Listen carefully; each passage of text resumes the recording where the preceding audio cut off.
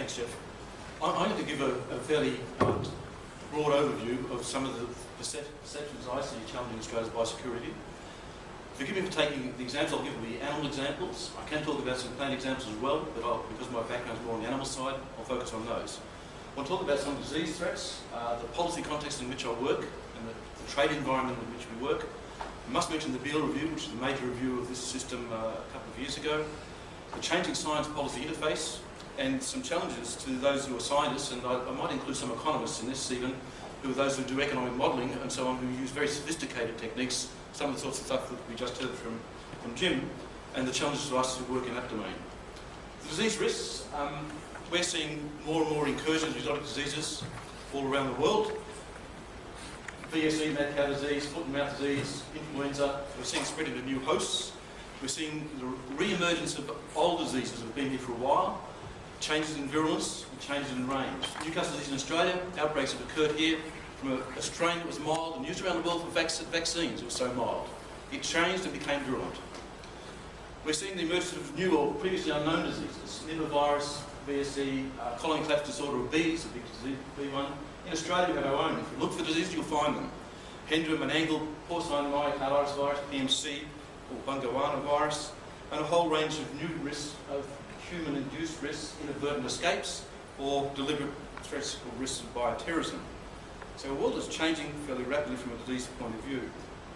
Some recent instances around the world. These are animal examples. You can think of plant ones up there. Liver virus, West Nile virus, spreading around the world at the moment. Blue tongue, massive introductions of new strains of blue tongue into Europe. Crayfish plague, killing lobsters around the world. Taurus syndrome of shrimp or prawns. Finfish diseases, amphibians. Chytrid fungus is actually wiping out species of frogs around the world. A whole thing of things. And of course humans are there. And we're seeing SARS, multiple drug-resistant TB, chikungunya, and a whole range of other zoonoses that go to animals and from animals to people. Of course, it happens in Australia. There's a long list of examples there. Some of these are our own homegrown diseases. Some are introductions, like avian influenza. We've had 5 outbreaks of those over the years. We have some of our unique ones. Tasmanian devil facial sarcoma, of course, is wiping out Tasmanian devils now. And we have incursions like equine influenza. So there's a range. It doesn't just happen overseas, it happens here.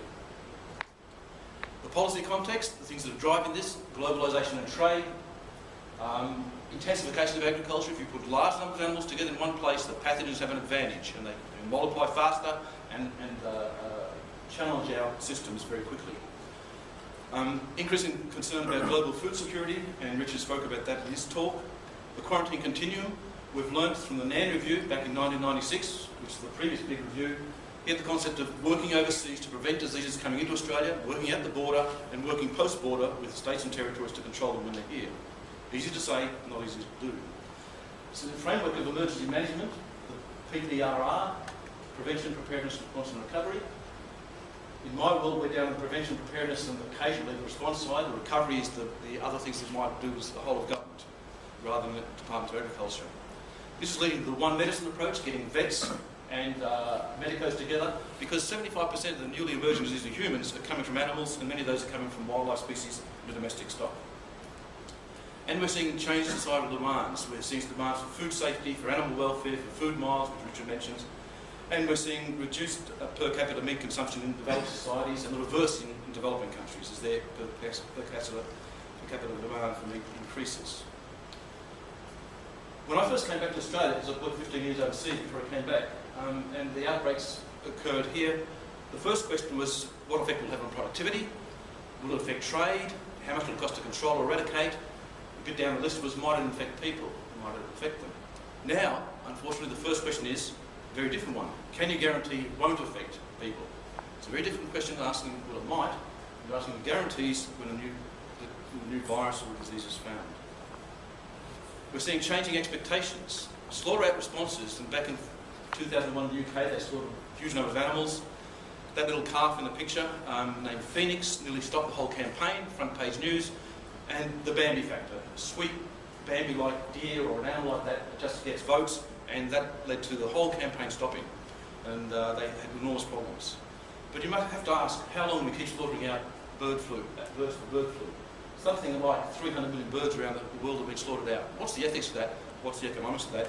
and how can we have better control strategies. We're certainly seeing environmental change and climate and effects are occurring around the world and in Australia as well. The effects on diseases occur, we're seeing effects on anything that's spread by arboviruses, that's insect-borne diseases, tick-borne diseases. Anything that's spread by endoparasites, gastrointestinal worms, they live on the pasture and they die out when it's dry. If you've got a moisture environment, they live longer and they'll go on. Trematodes and fluke. Ectoparasites, and the threat for us is screwworm fly coming down from the north, from Indonesia and Papua New Guinea into Australia, and as you get weather changes, these things become more likely. We're seeing soil-borne pathogens. After floods, we're seeing already examples of soil-borne diseases. We've had the first cases of melioidosis in humans in the Brisbane Basin ever, as a result of the floods recently. And we're seeing some of those things occurring as we speak now in Victoria even, with Barmer forest disease. Indirect effects will be on pasture and weed, change the land use and production systems, change the host agent interactions. We're certainly going to see more extreme events and increased variability in our weather. And one of the things we see there is vector dumping, where we'll get a whole lot of vectors will be blown by wind across the Torres Strait into the north, or we saw a couple of years ago from almost near Brisbane right down to just near the Victorian border, we saw ephemeral fever, with no cattle in between ever being exposed, and suddenly we had vectors dumped, huge amounts. I'm sure we'll get those again. Heat stress in the areas that are going to get warmer, we'll see increased susceptibility to diseases as animals get stressed, and productivity decrease. And some of our production systems are on the edge of their viability. Dairy cows in some of the environments will find it very hard to keep their productivity up, and specialist systems like salmon in Tasmania, as the water temperatures get warmer, you'll find that those industries won't be viable anymore. And certainly with avian diseases, as we see changes to wetlands around the world and migration patterns, we'll see the opportunity for more things to be bringing them into us. Why didn't we get bird flu, H5N1 bird flu? When we've got millions of migratory birds, we're lucky because the ducks, the anatids, the ducks and geese fly down on the green line, and all the birds that come to us are a different source, the shorebirds and waders, and so far they don't carry much of that particular strain. So that's lucky. But as we see deforestation in Indonesia and Sarawak and Kalimantan in particular, those birds have got nowhere to land, so guess where they're going to come? They may shift their patterns, so watch this space. This is a little diagram that shows the estimates of greenhouse gas emissions, and the cartoon shows the country size by the amount of greenhouse gas emissions. And you can see the big developed countries and increasingly China and India building up in that. If you compare that to the next diagram, this one shows where the health impacts of human health are going to occur. I think Richard said what we'll see is that the people who are poor and the people who are in remote areas will suffer most. And that's the challenge from a policy point of view. Sometimes I think we have to have a bit of a paradigm shift to think of things different ways. The trade environment we work in, WTO, we have a rule-based system governed by the World Trade Organization and two agreements, the SPS agreement and the TBT agreement.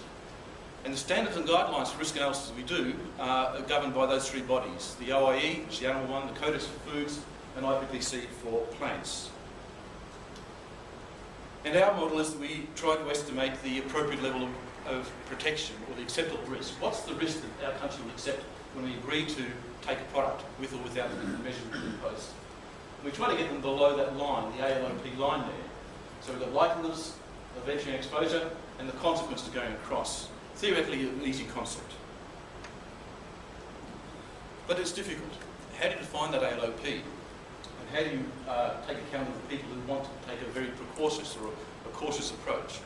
Under the trade rules, we're allowed to take a cautious approach where we have a lack of knowledge. You can't take a precautionary approach. The SPS agreement does not use the word precaution. It talks about caution, and there's a difference in law. Assessing and describing likelihoods. There's a range of techniques there from fully qualitative to more quantitative. And these estimates are available for diseases like foot and mouth disease, the most studied animal disease. There's lots of literature you can draw on to get really good estimates of how this disease behaves.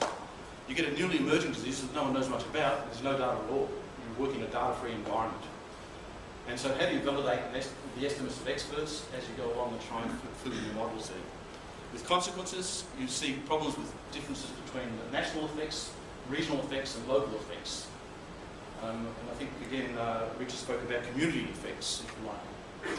Because people see the consequences different ways. You see differences there aggravated by the lack of data and information, and they're difficulties valuing in particular public health or human health consequences. What's the loss of a human life worth? How many dollars for that? And there's all sorts of ways to do that, but not a huge amount of agreement. And when you get to environmental consequences, it's even worse, I think, because you've got to get agreement about what those different things are, what are your values in there, and how you're going to take the timescale over which you're going to take account of those consequences.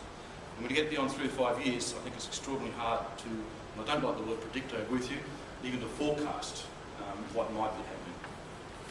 When you're doing these formal input risk analyses, we try to measure those things, the estimates of likelihood and certainty. We have difficulties with distributional aspects because often who benefits from an import is not the person who loses or bears the consequences when something goes wrong. And that's a major challenge for policy. And it leads to questions about compensation and longer-term industry adjustments. One of the things I learned very on was that as a strongly technical person, I had to learn about why people got so outraged. And I can't always relate to and agree with some of the outrage, but Sandman, who works in this area as a psychologist really, and a risk communicator, talks about risk is hazard, that is the threat of something going wrong, plus outrage. I'd say it was hazard times outrage cubed. Because it's an extraordinarily powerful thing that motivates things and it leads to confounding stakeholders' judgments and a lot of debate, particularly when you've got a scientific approach with a certain type of rules and everyone to go other.